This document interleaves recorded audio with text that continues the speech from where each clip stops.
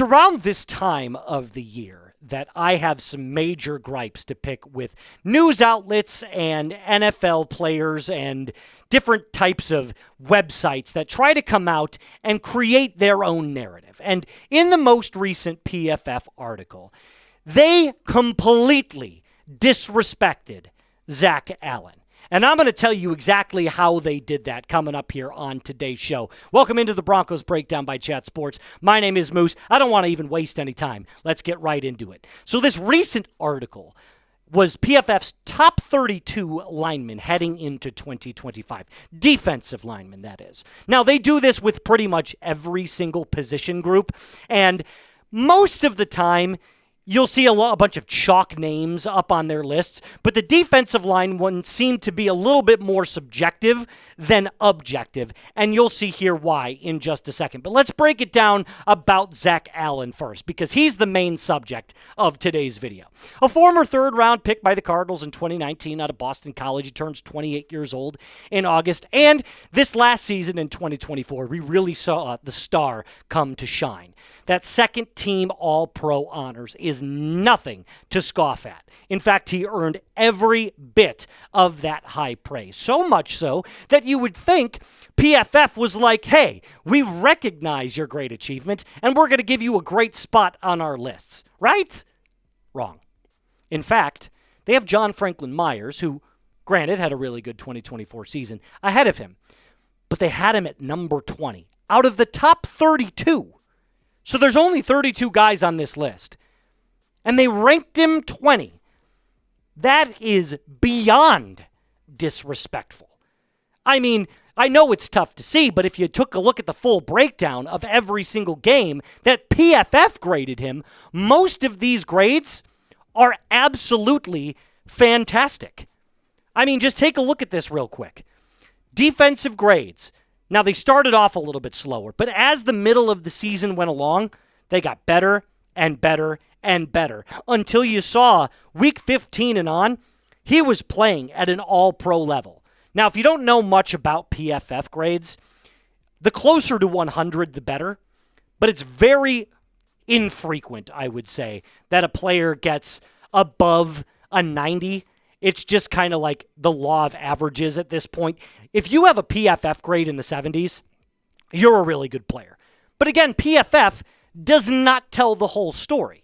It's a guideline, a blueprint as to how a player performed that particular year. So 20th place is far too low for Allen. And I'm going to prove it to you with another disrespectful entry that they put on this list way above Zach Allen.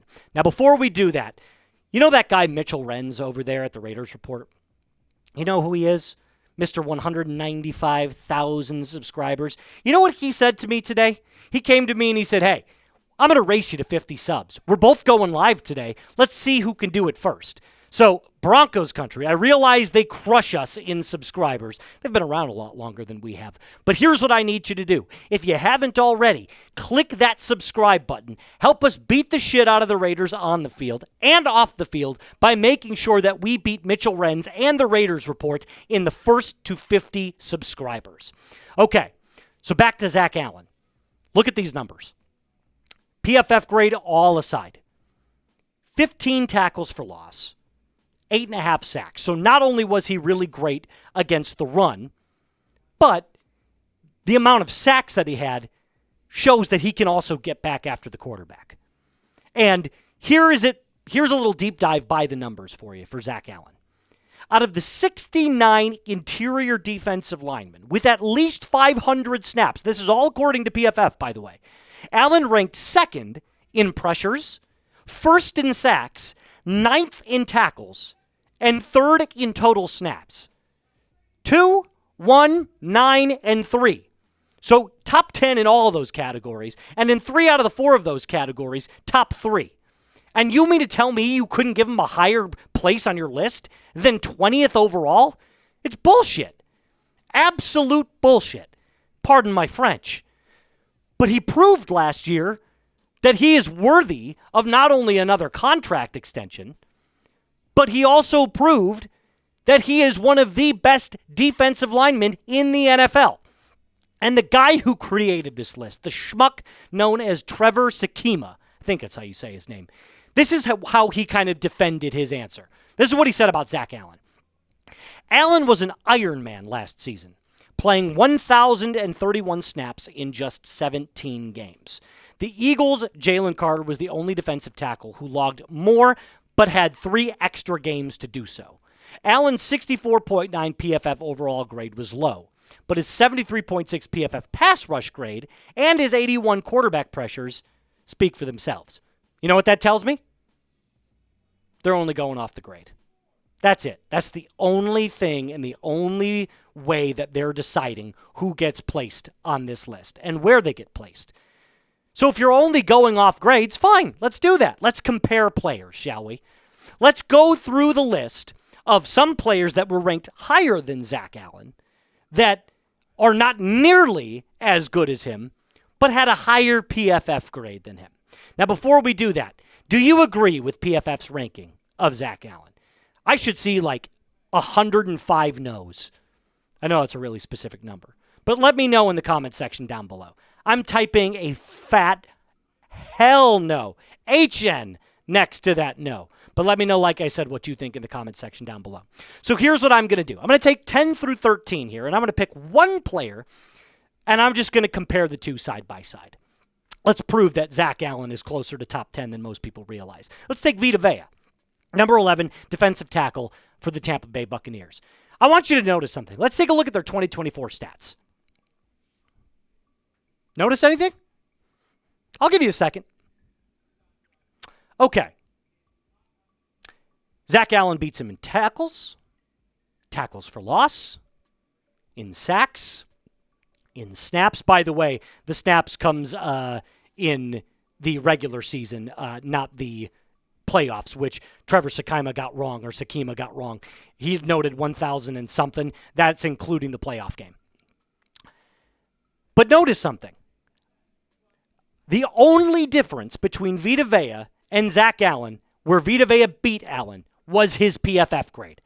That's it. Allen had more snaps, more tackles, more sacks, more tackles for loss. But VIta Vea had a higher PFF grade. So, of course, naturally, they're going to rank him higher. Do you see the kind of disconnect here? Do you see why PFF can be so unreliable? It's because of statistics and articles like this. Now, before I get further along into the episode, this is the last day that you get a chance to get 40% off this hoodie. Just go to fanatics.com right now or use the link that I've put in the comments and description of today's video and start shopping today. 40% off, and they'll have deals like this all the time. This is the last day that we're going to put this hoodie up there. So if you want to get this item in particular, or go start shopping with Fanatics today, use the link that I've put in the comments and description of today's video. Okay, back to the article real quick. This is why I have such a gripe with outside sources, especially PFF. Because PFF will take what they believe to be true in all the numbers and all the analytics, and they'll make a rash judgment and an assumption that they believe is concrete fact. And it isn't. Because the eye test would tell you that the better player is Zach Allen. So I went further along, and I'm like, well, if Zach Allen beats all of them, or beats VIta Vea in almost every single statistical category, why do they have him at 20? There's got to be at least one reason. Well, here's what Sports Illustrated said. In PFF's run defense grade, Allen ranked 30th out of 46 players who played at least 250 run defensive snaps. There it is, right there. Yet, his 27 stops against the run ranked 7th most, with his run stop percentage being the 12th highest. So again, it's just on the grade. Like, can we just stop with it? In fact, PFF grades should be coming with an asterisk now, not actual fact. And I know that there's a lot of people that look at Pro Football Focus and they look at the analytics of everything and they say, this new innovative technology is crazy. But the truth is that sometimes old school watching football, the eye test and the numbers, they don't lie. Look at the tackles for loss, the sacks, and the sheer force during the game.